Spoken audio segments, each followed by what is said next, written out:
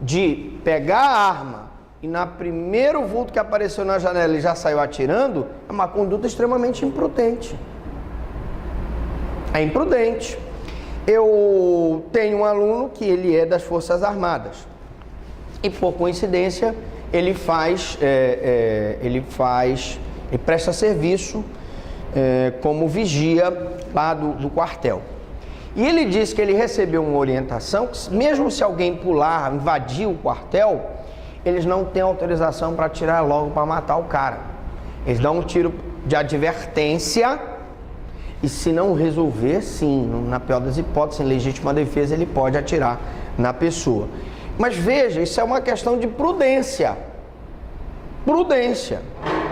Porque realmente é uma situação complicada você já sair atirando. Então veja que se você fizer uma comparação e se perguntar se a conduta ideal de uma pessoa prudente, qual a conduta ideal de uma pessoa prudente naquela situação, e chegar à conclusão que o agente agiu com imprudência, o crime é culposo. O crime é culposo. Se você, ao analisar a situação, chegar à conclusão que o agente queria o resultado, o crime é doloso, dolo direto. Se você chegar à conclusão que o agente assumiu o risco de produzir o resultado, dolo eventual. E assim você analisando o caso, você chega à conclusão. Bom, então ainda falando do crime culposo de tipo aberto,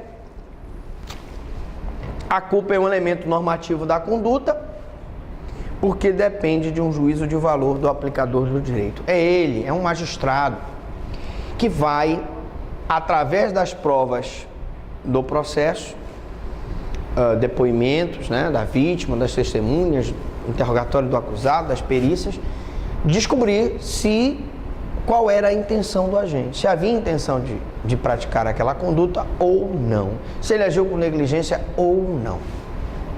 Bom, culpa consciente e culpa inconsciente. Bom, eu queria agora fazer aqui, eu vou pegar e vou fazer um esquema aqui no quadro para vocês entenderem isso aqui.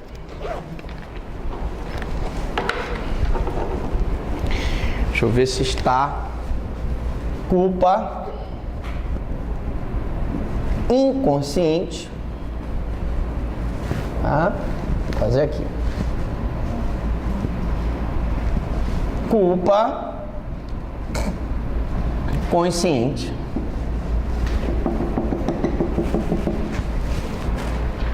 Dolo eventual.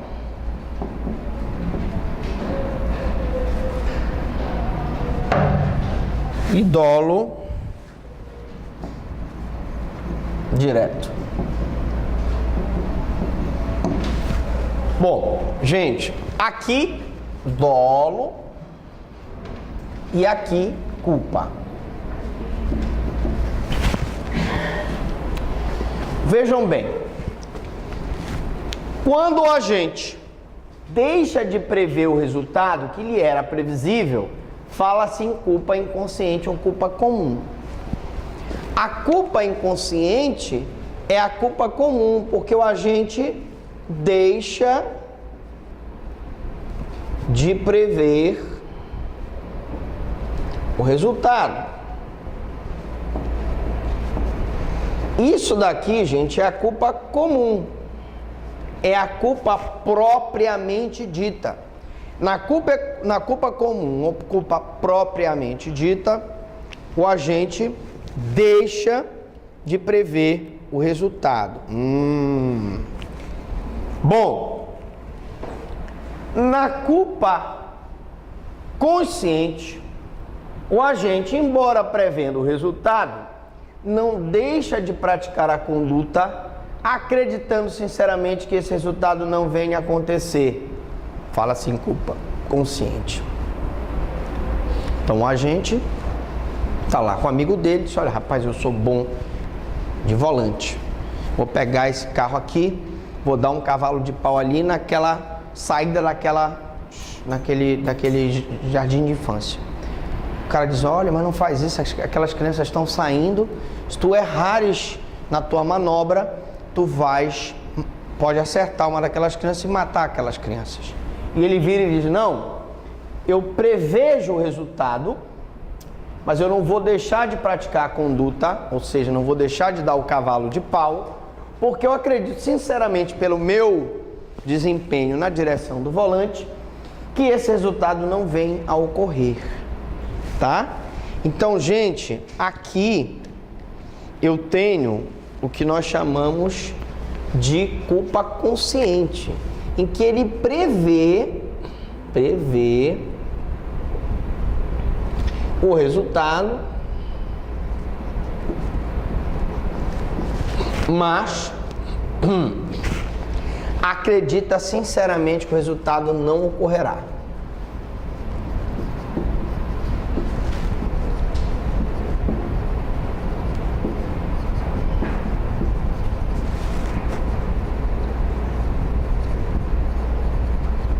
Ora, presta atenção. Aqui é a culpa consciente. A diferença dela para o dolo eventual é mínima. Porque no dolo eventual, ele prevê o resultado.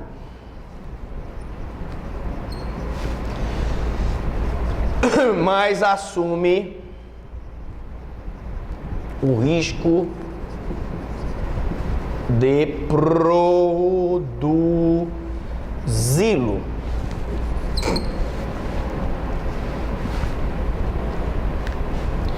Então, num caso concreto, a diferença entre a culpa consciente e o dolo eventual é muito pequena, tá? E, finalmente, nós teríamos aqui, num segundo momento, o dolo direto, em que o agente quer o resultado. Então veja que há uma diferença grande, e aqui eu teria o dolo propriamente dito, o dolo comum. Há uma diferença, distância entre o dolo direto e a culpa inconsciente. E há uma proximidade entre a culpa consciente e o dolo eventual. Então, cuidado. Se o agente assume o risco de produzir o resultado, dolo eventual. Se ele quer o resultado, dolo direto. Se ele prevê o resultado, mas acredita sinceramente que o resultado não ocorrerá, culpa consciente. Se ele não prevê o resultado, é culpa inconsciente, que é a culpa comum, a culpa propriamente dita. Depende, né? Se vai ocorrer ou não. Aí, no caso do consciente, ele acredita, né? No consciente, ele acredita que o resultado não vai ocorrer. Acredita sinceramente que não vai ocorrer. No dolo eventual, não. Ele diz, haja o que houver, se acontecer, tanto faz. Né? Der o que der. Der o que der. Haja o que houver, nada vai mudar. Bom, vamos falar agora da diferença entre culpa consciente e o dolo eventual.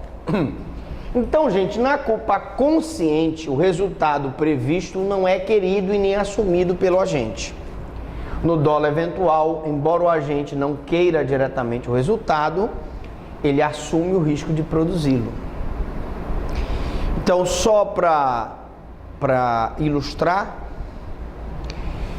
um cidadão que bebe 6 garrafas de vinho num restaurante, sai de madrugada, em alta velocidade no seu carro e mata uma pessoa, ele não quer propriamente o resultado. Ele não queria diretamente o resultado. Mas com a conduta anterior dele, ele assumiu o risco de vir a produzir esse resultado. Portanto, a conduta dele é com dolo eventual, tá? Culpa imprópria. É isento de pena quem, por erro plenamente justificado pelas circunstâncias, supõe situação de fato que, se existisse, tornaria a ação legítima. Imagine a seguinte situação. Tu tens um inimigo e Tu tens vários inimigos. Tu tens um inimigo e aquele inimigo está lá pertinho de ti. E ele pega, né? Ele pega, põe a mão no bolso. Põe a mão no bolso. E tu olhas, ele puxa. O que tu não percebeste, isso é que ele estava puxando um pincel. Não estava puxando uma arma. Mas tu supões que ele ia puxar uma arma para te matar, teu inimigo. E tu, mais do que depressa, lá em Quixaramubim, no Ceará, pega, dá, pá, atira, mata o cara. Saque rápido. Saque rápido. Você é isento de pena, porque por erro plenamente justificado pelas circunstâncias. Quais eram as circunstâncias que justificavam aquele erro? O cara era teu inimigo, ele botou a mão no bolso, ele não ia tirar uma arma, ele ia tirar um lenço, mas tu achaste que ele ia te matar. Tu estavas no que a gente chama de suposição de situação de fato, que se existisse tornaria ação legítima, ou seja, tu estavas em legítima defesa putativa, do verbo putare, que em italiano significa imaginar. Nós vamos desenvolver mais isso na nossa aula de excludente de licitude, né? Vamos falar da legítima defesa e vamos falar da legítima defesa putativa. Mas vocês já sabem que quem está em legítima defesa putativa é isento de pena por supor situação de fato que, se existisse, tornaria ação legítima. Ou seja, ele pensava que estava em legítima defesa e não estava. Esse caso aí, professor, eu teria que provar que ele era do inimigo, né? Para poder ser isento. Claro, aí tu vais na instrução processual provar que ele é teu inimigo, que ele já tinha te jurado te matar. Culpa imprópria, então não há isenção. Atenção, não há isenção de pena quando o erro deriva de culpa e o fato é punível como crime culposo. Nesse mesmo exemplo, dependendo do júri, o júri pode condenar ou o júri pode absolver, que um homicídio é um crime doloso contra a vida julgado pelo tribunal do júri.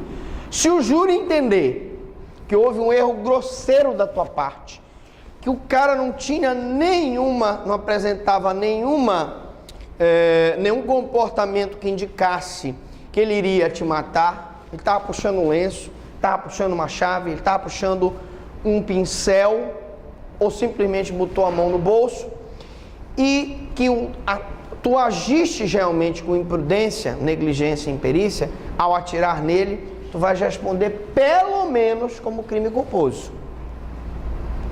Pelo menos como crime culposo. Por quê?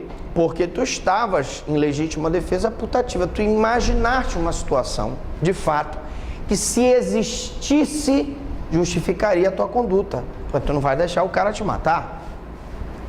Mas então, a culpa imprópria, gente, entre a isenção da pena e a punição do agente, existe também um limite muito pequeno, que vai depender muito da instrução processual. Se o erro for grosseiro, se realmente a pessoa se precipitou, e se o jurado entender que a pessoa se precipitou, tu terás que ser punido. Se por outro lado não, se qualquer pessoa na situação em que tu te encontravas, com ameaças que tu sofrias durante muito tempo, tu já estava lá ressabiado, já estava lá atento para uma movimentação dele, que já tinha te jurado de morte, tu naquele momento pensou sinceramente que ele iria te matar, e tu puxas da arma e mata, pode ser que o jurado se convença e te isente de pena. Bom, excepcionalidade do crime culposo. O crime culposo só pode ser punido na forma culposa quando expressamente previsto em lei. Artigo 18, parágrafo único do CP. Acabei de falar que todos os crimes dolosos são punidos, a título de dolo, são punidos. O problema é que nem todos os crimes culposos são punidos. Dei um exemplo do crime de dano, que não é punido a título de culpa. E tem outros crimes que não tem punição de crime culposo. Por exemplo, o furto, não existe furto culposo. Tu pegas um celular, supõe que é teu, Na verdade é um celular do teu amigo parecido contigo, pega e leva para tua casa, não é furto. Ah, eu agi com negligência, imprudência e imperícia, eu deveria ter verificado o celular. Aí há um erro de tipo. Nós vamos ver que você pensou que estava subtraindo, pegando uma coisa própria e na verdade você estava subtraindo coisa alheia. Então preste atenção que existem crimes como furto, como roubo, como o estelionato, que não são punidos a título de culpa. Tá? Culpa presumida. Não se pode falar em presunção de culpa em direito penal. Culpa não se presume. Culpa precisa ser provada. No crime culposo, o juiz deve verificar se a conduta levada a efeito pelo agente infringe o dever jurídico de cuidado objetivo. A culpa tem que ser provada, não pode ser presumida. O juiz tem que provar, tem que se convencer, né? A acusação tem que provar, a defesa tem que tentar convencer o juiz de que não houve culpa. Culpa não se presume, culpa se prova. Se ficar provado que houve a ausência do dever jurídico de cuidado objetivo pela negligência, pela imprudência, pela imperícia, a pessoa será punida e não haverá presunção da culpa, mas sim prova da culpa. Tentativa nos delitos culposos. Não há, em regra, tentativa nos delitos culposos. A tentativa é quando o agente não dá início aos atos de execução dirigidos à consumação de determinada infração por ele pretendida. Então, se pelo menos ele não der início dos atos de execução, eu não posso falar em tentativa de crime culposo. Eu não posso dizer, por exemplo, que o cidadão que está dirigindo o veículo em alta velocidade, embriagado, vai atropelar uma pessoa e ele desvia e acaba acertando um poste, a pessoa não sofre nenhuma lesão. Não existe aí uma tentativa de homicídio culposo na direção de veículo automotor. Não haveria também a tentativa de lesão corporal na direção de veículo automotor, porque não há tentativa na culpa, não há tentativa de crime culposo. Graus da culpa, são 3 graus da culpa: grave, leve e levíssima. No grave, pena maior. No leve, pena média. No levíssima, pena baixa. Professor, e aí, como é que faz? Os graus da culpa são levados em conta pelo juiz na dosagem da pena, que é feita na primeira fase, fixação da pena, nas circunstâncias judiciais. Então, eu já tive a oportunidade de explicar para vocês, no artigo 59, o artigo 59, está escrito lá, circunstâncias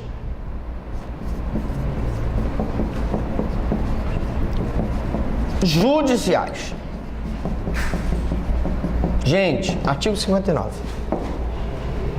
Primeira circunstância judicial do artigo 59 é a culpabilidade. Eu já expliquei que culpabilidade é o juízo de censura que se faz ao autor de um fato típico e antijurídico. O juízo que você faz. O juízo que você faz. O juízo que você faz. Uma conduta, ela pode ser mais ou menos reprovável. Se ela for bem, com uma reprovabilidade grande, culpa grave. Se ela for com uma reprovabilidade levíssima, culpa levíssima. Quanto maior o grau da culpa, maior a pena. Quanto menor o grau da culpa, menor a pena, atendendo o princípio da proporcionalidade. Pena debet commensurare delicto. Lembram? Princípio da proporcionalidade. Bom, compensação de culpas. Não existe compensação de culpas no direito penal. Professor, existe compensação de culpas no direito civil? Existe, claro. Como é que é essa compensação de culpas no direito civil? Um acidente em que a vítima foi atropelada por um ônibus. Se o juiz civil verificar que a vítima teve igual porcentagem de culpa no acidente, o motorista de ônibus fica isento do pagamento da indenização. A empresa de ônibus vai ficar isenta do pagamento daquela indenização. No direito penal isso aqui não existe. Professor, mas me explica aí quando a vítima tem parcela de culpa. Por exemplo, nosso amigo chega na sua casa, depara-se com a mulher e coloca os amorosos com o Ricardão. Pergunta para ela: mulher, se amas a outro, não me negues, nem me queimes com o fogo da traição. Mulher, o que é isso, mulher? E ela pega e diz para ele: não estás vendo? Isso é um chifre que eu estou metendo na tua cabeça.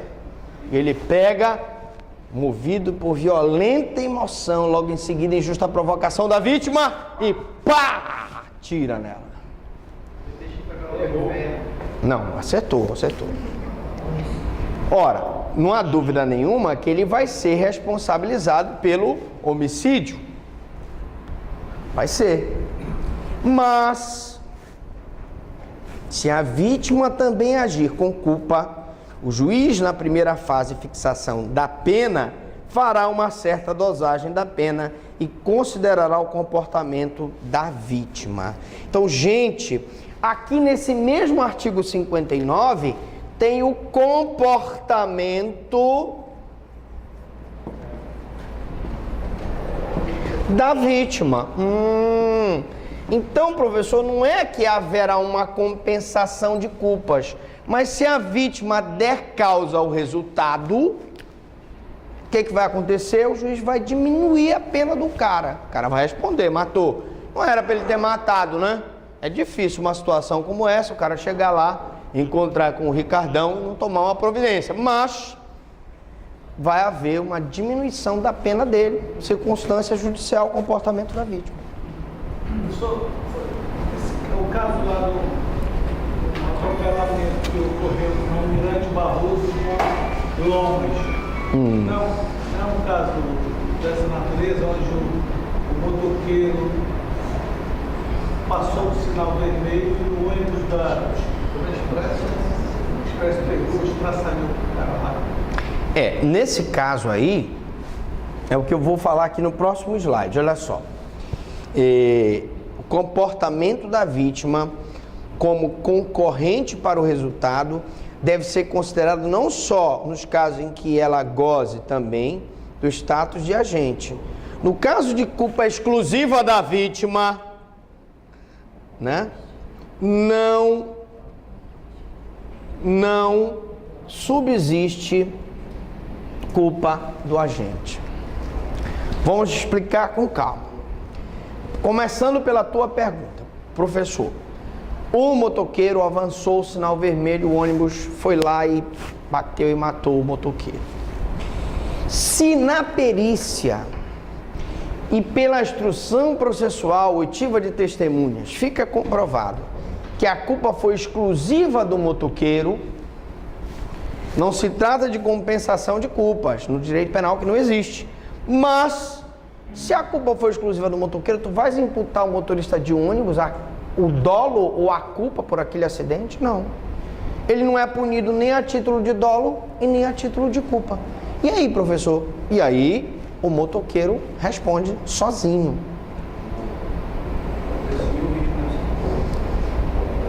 Então ele vai morrer, o cara não vai ser punido a nível penal e nem vai ser punido a nível civil. A empresa de ônibus não terá o direito não terá o dever de indenizar a família do motoqueiro, não.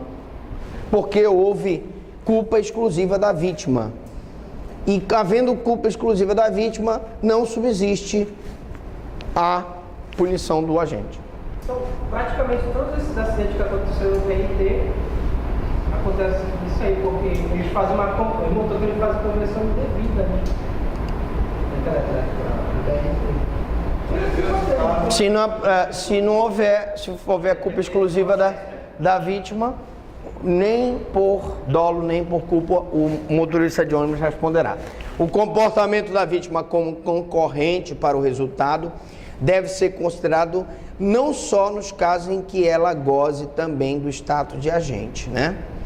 Então, qualquer que seja a situação, se ela estiver na posição de vítima e ela concorrer para a prática do crime, ela propiciará uma diminuição de pena na sanção penal do agente. Mas o seguro obrigatório não tem nada a ver com isso? Não, o seguro obrigatório, o DPVAT, que é pago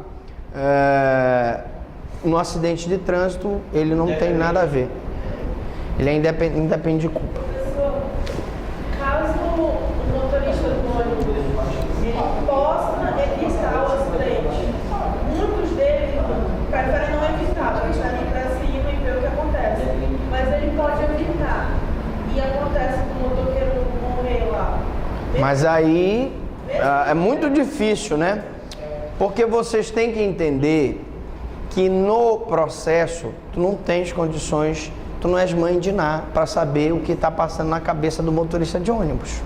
Se o laudo disser que foi o motoqueiro que avançou o sinal, que a culpa foi exclusiva do motoqueiro, as testemunhas vão lá, não há que se perquirir se o motor... Claro que se o motorista tinha condições de evitar o resultado e não evitou, ele também pode ser responsabilizado.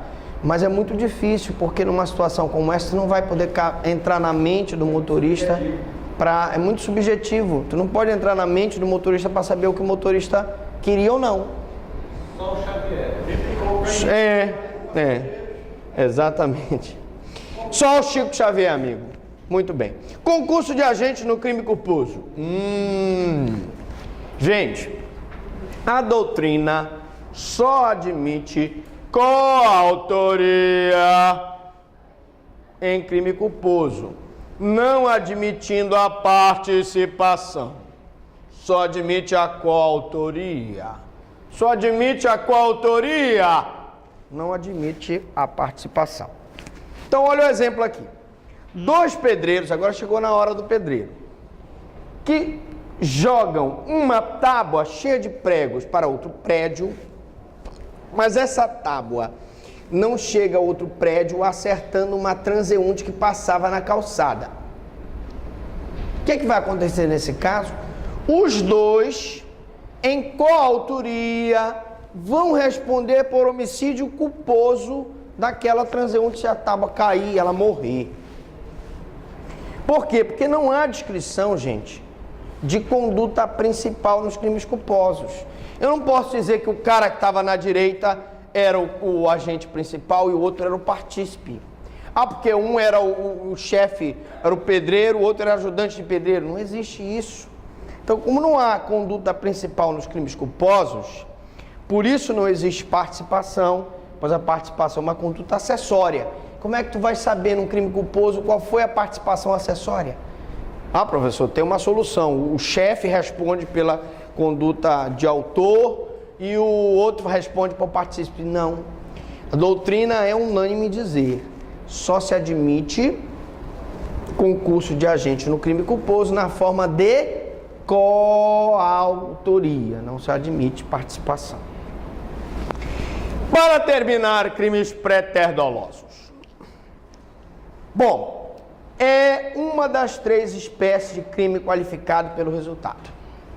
Ele é qualificado pelo resultado, gente, porque na conduta anterior eu tenho o dolo, na conduta posterior eu tenho a culpa. O agente queria lesionar, deu uma facada no cidadão. O cidadão era hemofílico, não coagulava direito o seu sangue. É levado no hospital, mas ele sangra até morrer. O agente que deu a facada responde para lesão corporal seguida de morte, em que o dolo era de lesionar, mas como ele veio a falecer, o resultado morte é atribuído ao agente por culpa. Então, na definição é aquele crime em que o legislador, após escrever o crime perfeito e acabado, que é a lesão corporal, fato antecedente, acrescenta-lhe um resultado, fato consequente, o qual, se ocorrido, que é o caso da morte, se ocorrer, agrava a sanção penal. Lógico que a lesão corporal seguida de morte é mais grave do que a lesão corporal simples, do que a lesão corporal grave.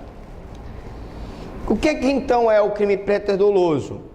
É aquele em que existe o dolo no antecedente, na lesão corporal, e a culpa no consequente, que é o homicídio. Nos crimes préter-dolosos não se admite a tentativa. Não existe tentativa de crime préter-doloso, tá? E aqui um quadrozinho para vocês entenderem. Olha, eu posso ter dolo, culpa, dolo. Eu só terei crime préter-doloso se eu tiver dolo no fato antecedente